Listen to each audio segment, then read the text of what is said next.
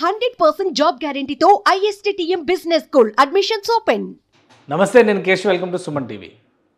తెలుగు భాషలో అంటే మన మాతృభాషలో ప్రభుత్వం పనిచేయడం సాధ్యమేనా? ఈ చర్చ చాలా కాలంగా కొనసాగుతున్నటువంటి పరిస్థితి. అయితే తెలంగాణలో ప్రభుత్వం రిలీజ్ చేసినటువంటి వ్యవసాయ శాఖకి సంబంధించిన రుణమాఫీ ఆదేశాలు ఇప్పుడు ఆసక్తికరంగా మారాయి.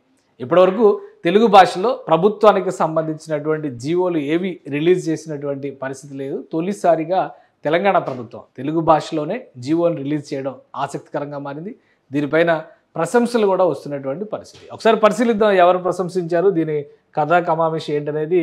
వ్యవసాయ శాఖ తెలంగాణలో రుణమాఫీకి సంబంధించినటువంటి ఒక ప్రకటన చేసింది. గతంలో ఎన్నికల సమయంలో ఇచ్చినటువంటి హామీ ఇది. 2 లక్షల రూపాయల రుణమాఫీకి సంబంధించి మాఫీ చేస్తామనేటువంటి అంశాన్ని జీవో రూపంలో రిలీజ్ చేసింది.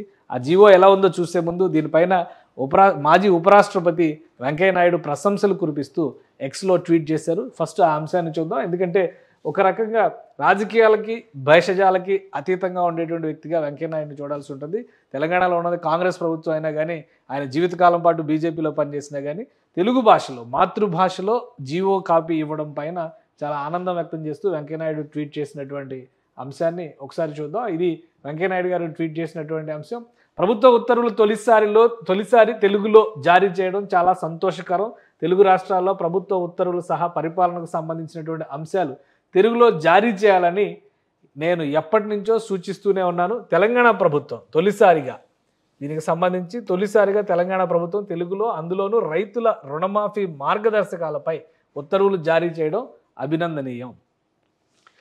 ప్రజల కోసమే పరిపాలన అయినప్పుడు వారికి సులువుగా అర్థమయ్యే భాషలోనే ప్రభుత్వ ఉత్తర్వులు, పరిపాలనకు సంబంధించినటువంటి ఇతర సమాచారం ఉండాలని నేను ఎప్పటి నుంచో చెబుతున్నాను.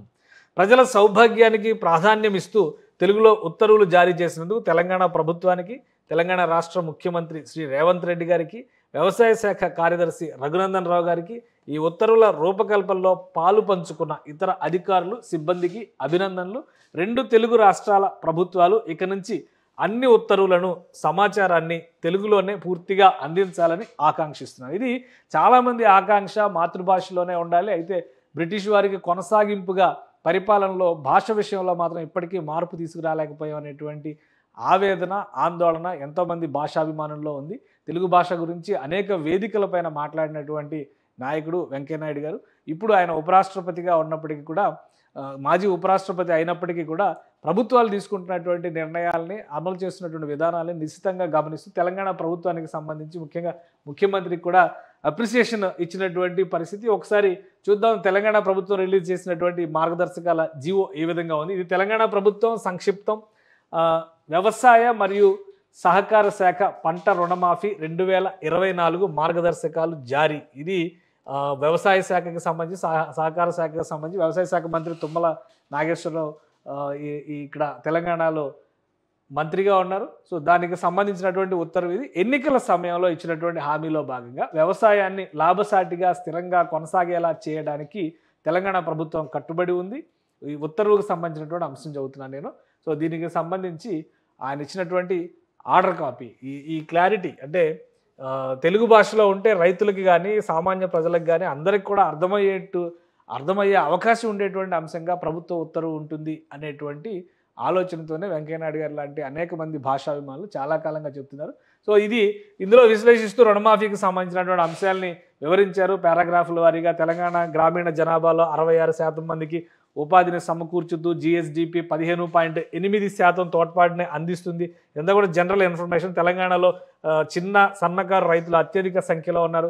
తెలంగాణ ప్రభుత్వం గ్రామీణ ఆర్థిక వ్యవస్థను పటిష్టపరచడానికి, వ్యవసాయ అభివృద్ధికి, రైతుల సంక్షేమాన్ని మెరుగుపరచడానికి పంట రుణాల మాఫీ ఒక అత్యవసర పెట్టుబడిగా గుర్తించింది. పంట రుణాల మాఫీపై ఉన్న ఆర్థిక భారాన్ని తగ్గించి బ్యాంకుల నుండి తక్కువ వడ్డీకి కొత్త రుణాలు వచ్చేలా మరియు అధిక వడ్డీపై బయట రుణాలు తీసుకోకుండా ఇది ఉపయోగపడుతుంది. సో ఇదంతా ఉపోద్ఘాతం ఇచ్చారు. అయితే పంట రుణమాఫీకి సంబంధించినటువంటి అంశాలను కూడా ఇక్కడ విశ్లేషించారు.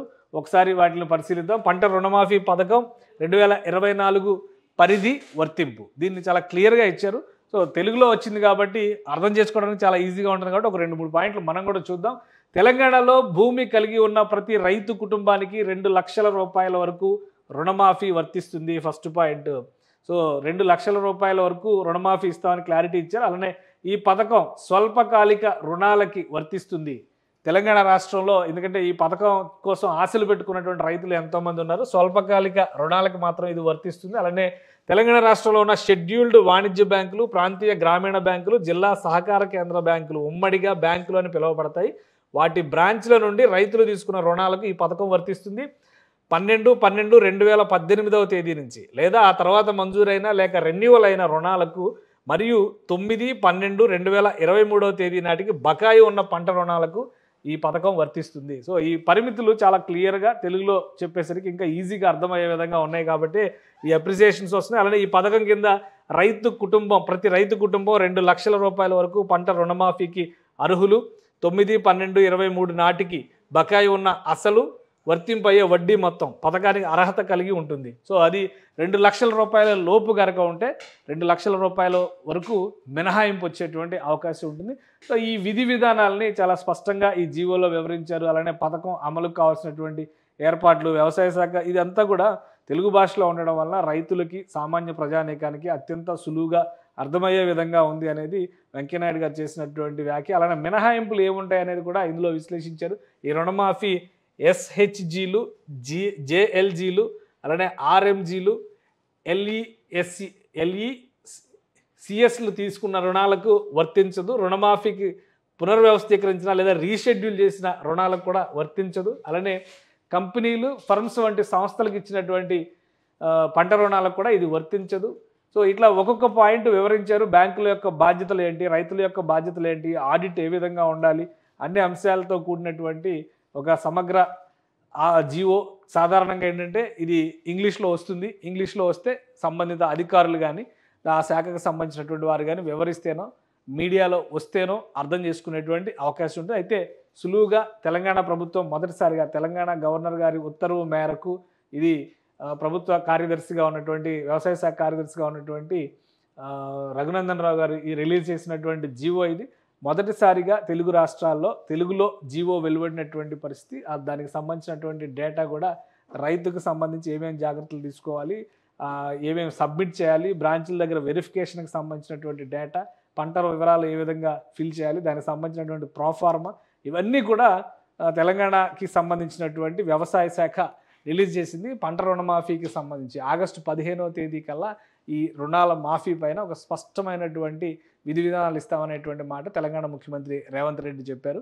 సో ఆయన మాట నిలబెట్టుకునేటువంటి క్రమంలో రిలీజ్ చేస్తూ ఒక అడుగు ముందుకు వేస్తూ మాతృభాషని అందలం ఎక్కించేటువంటి ప్రయత్నం చేశారు. తెలుగులో జీవో ఇవ్వడం ద్వారా అది అందరి ప్రశంసలు అందుకుంటున్నటువంటి పరిస్థితి ఉంది. తెలుగు రాష్ట్రాల్లో కనుక ఈ తరహా విధానాలని అవలంబిస్తే రాష్ట్ర ప్రజలకి మాతృభాషలో సులువుగా, ఎందుకంటే తమిళనాడు లాంటి రాష్ట్రాల్లో ఇప్పటికే మాతృభాషలోనే పరిపాలనా విధానం జరిగేటువంటి పరిస్థితులు ఉన్నాయి.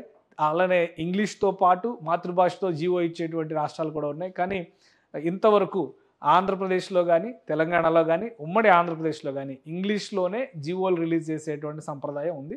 మొదటిసారిగా తెలంగాణ ప్రభుత్వం దాన్ని బ్రేక్ చేసింది. తెలుగుకి అవకాశం కల్పించే విధంగా, మాతృభాషలో చదువుకున్న వారికి కూడా అవకాశాలను పెంచే విధంగా ఈ నిర్ణయం ఉంటుందని ఆశిద్దాం. సుమన్ టీవీలో మీ పర్సనల్ అండ్ బిజినెస్ ప్రమోషన్స్ కోసం కింది నెంబర్కి కాంటాక్ట్ చేయండి.